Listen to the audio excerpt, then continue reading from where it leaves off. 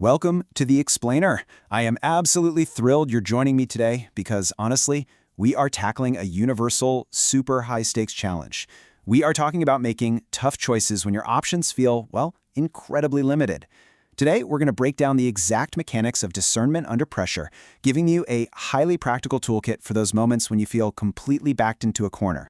Seriously, how do you make the right choice when the pressure is really on?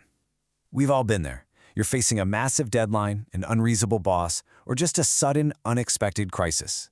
Your adrenaline spikes, the mental fog rolls in, and you get this overwhelming, almost frantic urge to just do something, anything, to make the pressure stop. But reacting blindly? That's exactly how we fall into traps. We desperately need a reliable mental framework to see clearly when the pressure is trying its hardest to blind us. Okay, let's dive into this. Here is our progressive map for today. First, seeing clearly under pressure. Second, the 2 discernment errors. Third, knowing when to relent. Fourth, knowing when to pursue. And finally, number 5, we'll wrap up with the daily discernment grid so you know exactly what practical tools we're putting in your hands. Let's start with section 1, seeing clearly under pressure. We're calling this the 1 Samuel 11 pivot, using an ancient text to solve a very modern problem. So, in the ancient text of 1 Samuel 11, there's this city called Jabesh Gilead. They're completely backed into a corner by an enemy offering a deal that's literally just coercion disguised as a negotiation. It's a terrible spot to be in. But rather than panicking or just immediately surrendering, the people ask for 7 days. They ask for time. Now, this wasn't an act of fear. It wasn't weakness. It was a brilliant, tactical move of strategic restraint. They needed time to process the reality before reacting. So the crucial point is how we actually define discernment. It isn't just raw, blind courage. Discernment is the ability to perceive what pressure actively tries to hide from you. It is courage, absolutely, but courage that is governed by wisdom, counsel, timing, and truth. It's that rare ability to stay totally grounded when the world around you is spinning.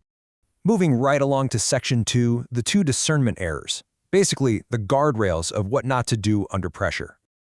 Before we figure out the right path, we have to expose the 2 massive mistakes we instinctively make under stress. Error A is compromise. This is when you trade righteousness just to get temporary relief. It's like accepting harm in slow motion. If an offer requires you to violate your conscience, that's not peace, it's disguised harm. On the flip side, we have error B, the foray. This is courage with zero counsel. It's rushing headlong into a trap because you're confusing that frantic ticking clock urgency with actual necessary action. Because of those 2 dangerous extremes, navigating pressure often hinges on one big question. Ask yourself, what kind of relenting is actually being asked of me right now? Is the situation demanding that you surrender your truth? Well, that's a compromise. Or is it asking you to pause, step back, and seek God's timing? Because that is wise restraint. Which brings us to section 3, knowing when to relent. Let's completely reframe the idea of relenting into a positive strategic tool. Okay, so when should you actually pull back? Let's walk through this checklist quickly. You should deliberately pause and withhold engagement when the opposition is entirely unreasonable or when you desperately need counsel and help before making a move. You pause when time can be gained without surrendering your truth, when the situation requires careful guarding and watchfulness, and finally, when you sense a clear signal for stillness rather than movement. If these conditions are met, relenting is a highly tactical refuge. The true beauty of a strategic pause is that it brings profound clarity. Connecting back to the Jabesh Gilead story, because they used time as a refuge instead of just caving to fear, they received a super clear timeline for their deliverance. They were told help was coming tomorrow when the sun be hot.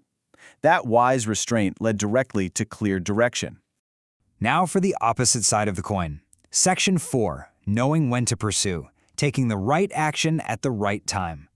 And this brilliantly illustrates how pursuit isn't just reckless movement. So how do you know it's time to step on the gas? You advance when your help is secured, meaning you are not acting alone. You move when the timing is absolutely clear and the hearts around you are unified for righteous action.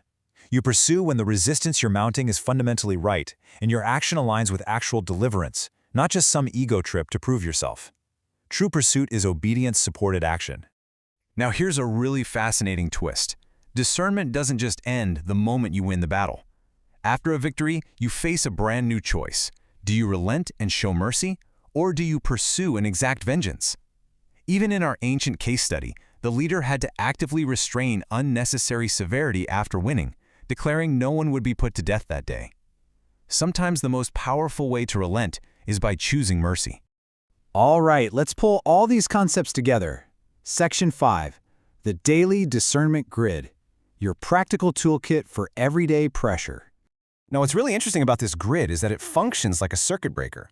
When you feel the heat rising, run your situation through these 5 exact questions. What is truly being demanded of me? Is this actually compromise secretly disguised as peace?